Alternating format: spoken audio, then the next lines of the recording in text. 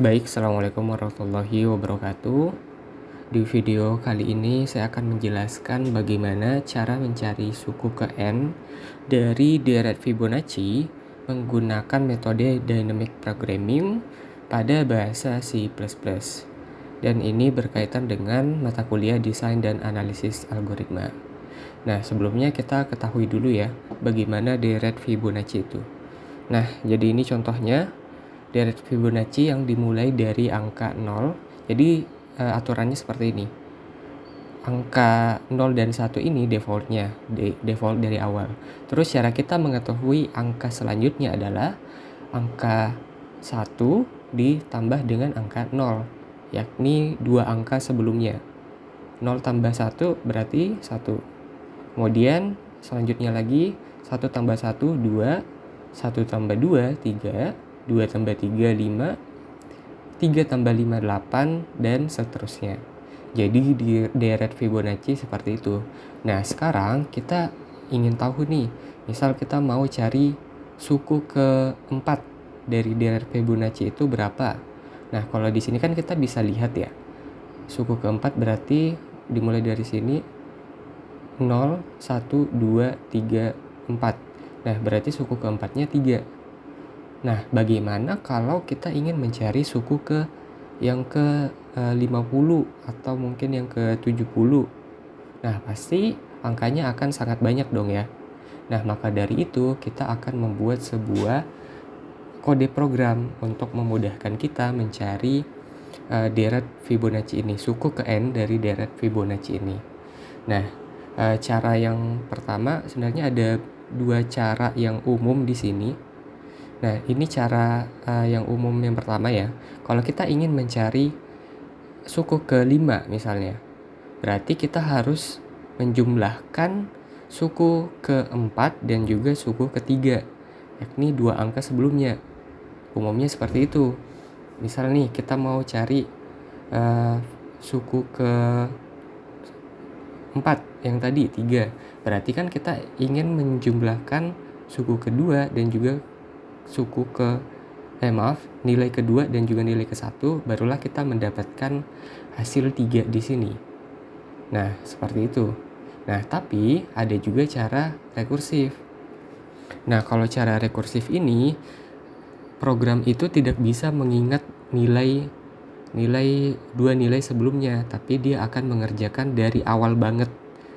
Jadi misal dari suku keempat ini dia berasal dari suku ketiga ditambah suku kedua, kemudian suku ketiga itu berasal dari suku kedua ditambah suku ke-1, dan begitu juga seterusnya sampai ke suku kedua itu berasal dari suku ke-1 ditambah suku ke-0. Nah, kekurangan dari metode seperti ini adalah kita akan mengerjakan beberapa hal sebanyak lebih dari satu kali. Misal nih di sini kita sudah mengerjakan hasil dari suku kedua. Nah, di sini ada lagi kita kerjakan suku kedua ini. Nah, akibatnya adalah program itu bisa jadi lebih lambat karena dia mengerjakan sesuatu sebanyak lebih dari satu kali. Kalau kita pakai cara yang program itu bisa mengingat hasil dari nilai suku sebelumnya, maka program tidak perlu mengerjakan sesuatu sebanyak lebih dari satu kali dan hasilnya bisa jadi lebih cepat. Seperti itu bedanya. Nah, kedua perbedaan tersebut itu dinamakan dengan memo, yakni sebuah program yang bisa mengingat, menyimpan nilai, kemudian ada tabulation. Nah, ini dia mengerjakan dari paling bawah seperti itu. Nah, kemudian ini adalah contoh perbedaan kode programnya. Di sini kita akan menggunakan Visual Studio untuk membuat kode program. Oke, saya akan jelaskan terlebih dahulu terkait dengan kode program untuk memoization. Nah, jadi di sini saya menggunakan array untuk menyimpan hasil dari suku ke N dari suatu Fibonacci. Nah, di sini saya tentukan batas maksimal array-nya itu 100.000. Jadi kita bisa menyimpan nilai Fibonacci sampai dengan suku ke 100.000. Nah, terus di sini adalah sebuah fungsi untuk mencari nilai ke n. Nah, pada baris ini kita akan menentukan apakah suku ke n tersebut sudah ada disimpan di dalam sebuah array. Nah, kalau sudah ada, kita tinggal kasih aja nilai yang ada di array tersebut. Kita return memo n. Berarti kita return nilai dari suku ke n. Nah, kalau di baris ini khusus untuk misal seseorang ingin mencari suku ke 0 di bawah 1, maka langsung dikembalikan karena suku ke 0 itu hasilnya adalah 0, sama juga dengan 1, suku ke 1 itu hasilnya 1, berarti langsung di return aja suku ke n-nya, seperti itu. Kemudian di baris program ini kalau di dalam sebuah array nilai dari suatu suku ke n dari Fibonacci itu belum ada, maka kita harus masukkan hasil dari Fibonacci-nya ke array n ini. Nah, caranya adalah misal nih kita mau cari suku ke 5, terus di sini dicek, oh ternyata belum ada nilainya. Nah, masuklah ke sini fib, terus di sini fib memo 5 dikurang 1 berarti ke 4, terus ditambah dengan 5 kurang 2 berarti ke 3. Berarti kita memo ke 5 itu adalah hasil dari memo ke 4 dan juga ke 3, dan hasil penjumlahannya nanti disimpanlah ke memo n.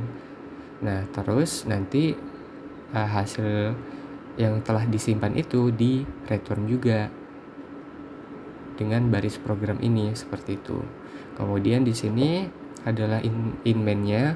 Di sini kita in untuk memasukkan, agar kita tuh bisa memasukkan ingin masuk ke suku ke berapa, ingin mencari ke suku berapa. Kemudian nanti di sini kita panggil fungsi fib memonya dan nanti akan keluar hasilnya. Nah, kita contohkan di sini. Saya jalankan kodenya. Misalnya kita ingin mencari suku ke yang sederhana dulu, suku ke 1, berarti hasilnya adalah 1. Kemudian kalau kita ingin mencari suku ke 2, nah hasilnya adalah 1 juga. Karena kalau kita lihat di baris ini, suku kedua itu adalah 1.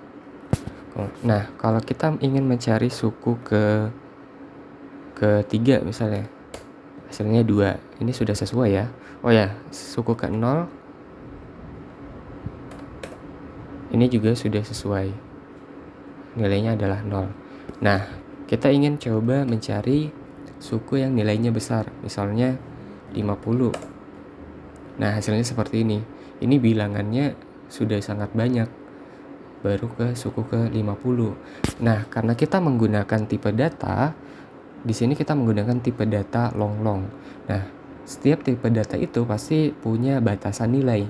Kalau untuk long ini, untuk mencari bilangan Fibonacci, kita hanya terbatas sampai ke suku 92.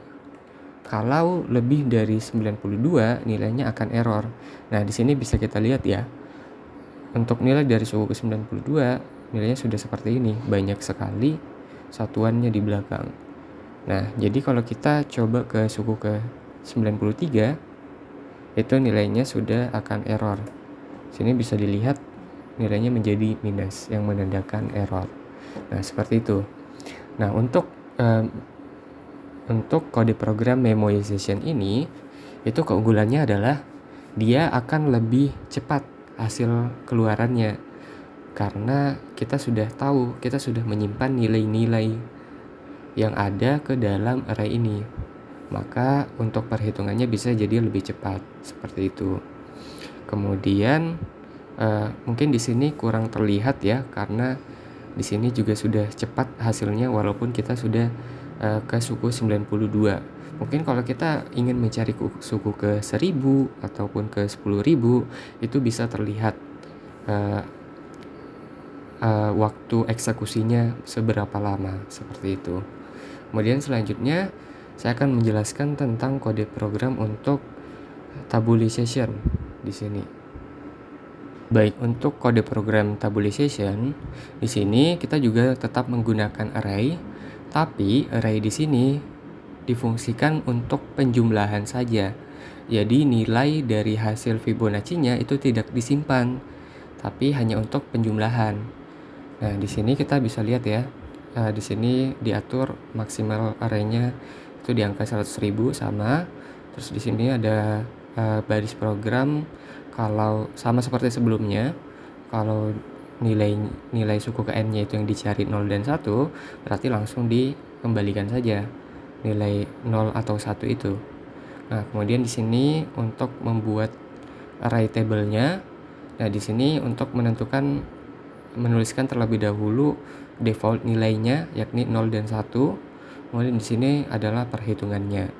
Nah, jadi misal di sini kita ingin mencari Fibonacci suku ketiga, berarti di sini kita akan menjumlahkan dari suku kedua dan juga suku ke satu, seperti itu. Dan ini dimulai dari awal banget, jadi nggak ada sistem seperti memoization tadi yang bisa mengingat nilai yang sudah dikerjakan. Nah, jadi di sini dikerjakan dari awal, dari mengulang lagi dari awal. Seperti itulah bedanya memoization dan tabulation seperti itu. Nah, jadi sepemahaman saya, saat pertama kali dijalankan, memoization dan tabulation ini itu waktu eksekusinya akan sama durasinya. Karena saat pertama kali dijalankan pasti si memoization itu juga belum ada nilai yang disimpan. Tapi akan berbeda setelah dijalankan itu lebih dari satu kali, karena si memoization sudah ada nilai yang disimpan, sedangkan si tabulation ini dia mengulang dari awal lagi, sehingga waktu eksekusinya akan lebih lama, sedangkan memoization akan lebih cepat, seperti itu. Kemudian untuk bagian in main-nya ini kurang lebih sama ya. Ini hanya untuk input nilai saja. Di sini untuk mengecek agar nilainya itu tidak bisa ada pada rentang suku dari 0 sampai dengan max di sini yang sudah kita tentukan. Terus di sini untuk memanggil fungsi tabulation-nya. Nah, sekarang kita akan coba juga untuk eksekusi apakah berhasil seperti kode program sebelumnya. Di sini kita close dulu, lalu di clear. Oke, kita akan jalankan programnya. Nah, kurang lebih sama. Untuk in main-nya kita coba inputkan langsung ke suku ke 92. Nah, hasilnya kurang lebih sama waktu eksekusinya, karena baru akan terlihat mungkin di suku ke 1000 atau mungkin ke 10.000 dengan nilai suku yang lebih besar, seperti itu. Kemudian di sini juga karena kita menggunakan tipe data yang sama, kalau kita ingin mencari suku ke 93, dia akan error karena batasannya cuman hasil di suku 92, seperti itu. Nah, mungkin seperti itu penjelasan dari saya terkait dengan konsep dynamic programming pada bahasa C++. Kurang lebihnya mohon dimaafkan. Wassalamualaikum warahmatullahi wabarakatuh.